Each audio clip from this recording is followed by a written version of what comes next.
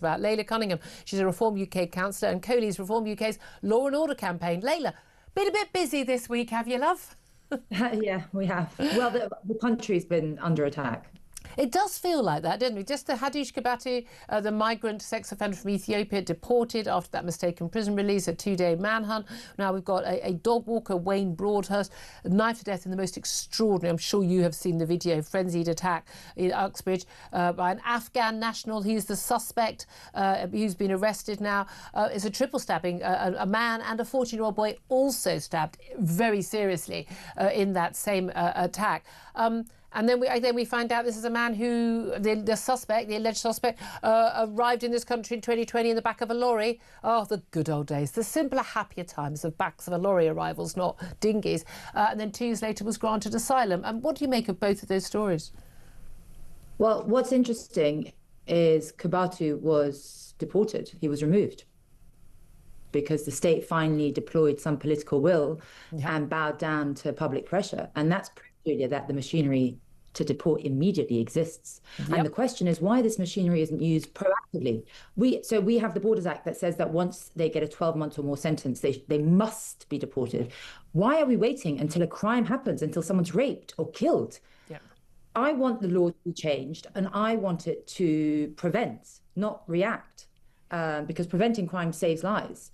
And there was no returns agreement with Ethiopia. They just had to suck it up and take it.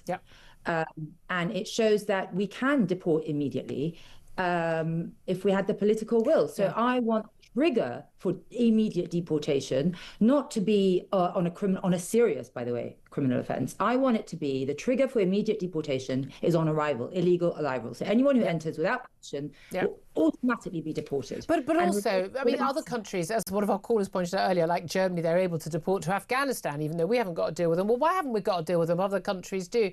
But even I would even argue, just down to the very simple thing, you just say, oh, you don't want, say Ethiopia doesn't want it back, that's fine. There are no flights coming in from Ethiopia from now on then. End of. That's it. There's no. That's it. No one gets to arrive from your country in our country then. Because I'm sorry, it's like how Donald Trump has done some of this tariff stuff. They'll pay attention at that point and they'll take those people back. Of course they will.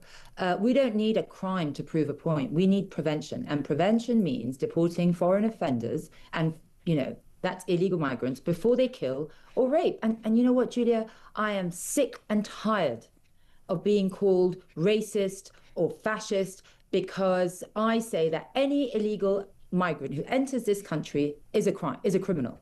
Because they are. They are. Because one person killed or raped by someone who shouldn't have been here, it's not just a failure. We don't need statements. It's a destroyed family. Exactly. And they're more worried about being polite or politically correct. And if that's the case, then you've got no business being in government. And really, Julia, I am really sick and tired of being called racist or fascist, because if you enter this country, you are breaking the law and I owe you nothing. Yeah, I don't care whether these people are white, brown or black. I don't care at all. I don't want people in the country who are illegal. Here's the thing. A caller made the point a little bit earlier about accountability. This is Robert. He's saying, how do we hold our politicians to account? How do we... they do this, it carries on. We say we don't want it. We did not give you permission to have these people here. Didn't give you, we told you what we wanted to happen. You don't do anything about it. How do we hold them to account? How will, let's say, Reform do, according to the polls, get in the next election? How do we hold you guys to account? Well, we have a democratic system, which is flawed, I admit, when people vote for something and they get the total opposite. We have a government that gambles with the lives of the British people to prove how compassionate they are, to bow down to foreign treaties. We want a government that's here to protect our people, not apologise to foreign countries. And if we don't do that, then I'll tell the voters, never vote for us again. And that's how it should be. That's because every time an innocent person suffers, ministers hide behind statements. We're sorry, oops, like yesterday, Robert Jenrick was on TV and he said, I'm not going to deny that we got it catastrophically wrong, as if that absolves the Conservative Party of everything they did. Oops, sorry, someone got killed, someone got raped, oops, sorry, but, just trust us again. And again, I've got a conservative. Claire Pearsall's making faces in the studio here, but I've got to be honest with you. I'm with Layla on this one. There is a sort of, as long as we say sorry, it's okay. I don't know if that's going to fly anymore. Can I just bring you some breaking news? Reports claiming that Hadush Kebatu, the migrant sex offender, the Epping offender who was deported to Ethiopia, he was given a £500 payment. Now, it was up to £2,000. Illegal people in this country and foreign criminals are entitled, amazingly, to up to £2,000 payments. But he was given a £500 payment after threatening to disrupt his removal. Now, I imagine, of course, you're in a situation where the plane can't take off, and you're in that situation. What can you do? I mean, I'm of the view that at that point you just you give someone a sedative and you tase them or whatever you do, and you put them on the plane that way. But I imagine the airlines won't agree to take someone on that basis. We have paid £500 of our hard-earned money, paid in taxes, to a sex offender who came to this country illegally, who had no right to be here, committed a sex offence, and now we're paying him to get on a plane. I'm sorry. Why don't we just slap ourselves in the face? Yeah, exactly that. You know, just come here, commit the most heinous crime, and you know what? We're going to pay you to go back home. I mean, it's a joke. We are a joke country. We really are. We are a joke. We're a joke country. What do you make about the government's crackdown on illegal working? A 63% increase in the number of arrests made. They carried out 11,000 raids in the last year. They're kind of upgrading that. There's talk, about more prosecutions of the people, the employers. Because basically they're the problem. If they didn't employ people, then and they knew they'd be caught, and they knew they'd basically go to prison, they wouldn't risk doing it. But is that enough?